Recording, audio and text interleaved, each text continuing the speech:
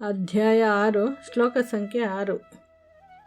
ಬಂಧುರಾತ್ಮಾತ್ಮನಸ್ತಸ್ಯ ಯೇನಾತ್ಮೈವಾತ್ಮನಾ ಜಿತಃ ಅನಾತ್ಮನಸ್ತು ಶತ್ರುತ್ವೇ ವರ್ತೇತಾತ್ಮೈವ ಶತ್ರುವತ್. ಶ್ಲೋಕಾರ್ಥ: ಯಾವನು ಬುದ್ಧಿಯ ಮೂಲಕ ಮನಸ್ಸನ್ನು ಗೆದ್ದಿರುತ್ತಾನೆಯೋ ಅವನಿಗೆ ಅವನ ಮನಸ್ಸೇ ಬಂಧು, ಯಾರು ಗೆದ್ದಿರುವುದಿಲ್ಲವೋ ಅವನಿಗೆ ಅವನ ಮನಸ್ಸೇ ಶತ್ರು. ಅಧ್ಯಾಯ 6 ಶ್ಲೋಕ ಸಂಖ್ಯೆ 7. ಜಿತಾತ್ಮನಃ ಪ್ರಶಾಂತಸ್ಯ ಪರಮಾತ್ಮ ಸಮಾಹಿತಃ ಶೀತೋಷ್ಣ ಸುಖ ದುಃಖೇಶು ತಥಾ ಮಾನಾಪಮಾನಯೋಃ.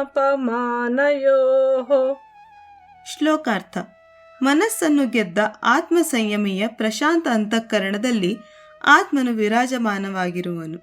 ಮಾತ್ರವಲ್ಲ, ಅವನು ಶೀತೋಷ್ಣಗಳಲ್ಲಿ, ಸುಖ ದುಃಖಗಳಲ್ಲಿ, ಮಾನ ಅಪಮಾನಗಳಲ್ಲಿ ಸಮತೋಲನ ಹೊಂದಿರುವನು. ಅಧ್ಯಾಯ 6 ಶ್ಲೋಕ ಸಂಖ್ಯೆ 8.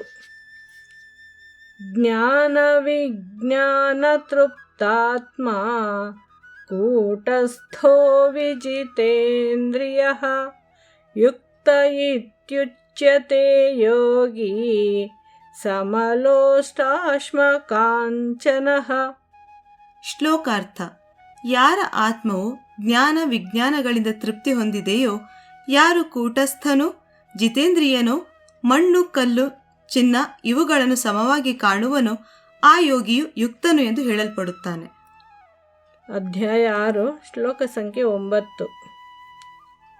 ಸುಹೃನ್ಮಿತ್ರಾರ್ಯುದಾಸೀನ ಮಧ್ಯಸ್ಥದ್ವೇಷ್ಯ ಬಂಧುಷು ಸಾಧುಷ್ವಪಿ ಚ ಪಾಪೇಷು ಸಮಬುದ್ಧಿರ್ವಿಶಿಷ್ಯತೆ.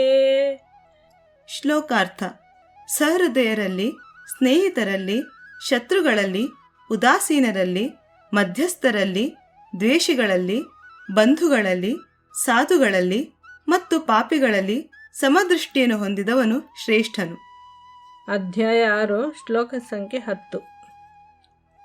ಯೋಗಿ ಯುಂಜೀತ ಸತತಂ ಆತ್ಮಾನಂ ರಹಸಿ ಸ್ಥಿತಃ ಏಕಾಕೀಯತ ಚಿತ್ತಾತ್ಮ ನಿರಾಶೀರ ಪರಿಗ್ರಹ.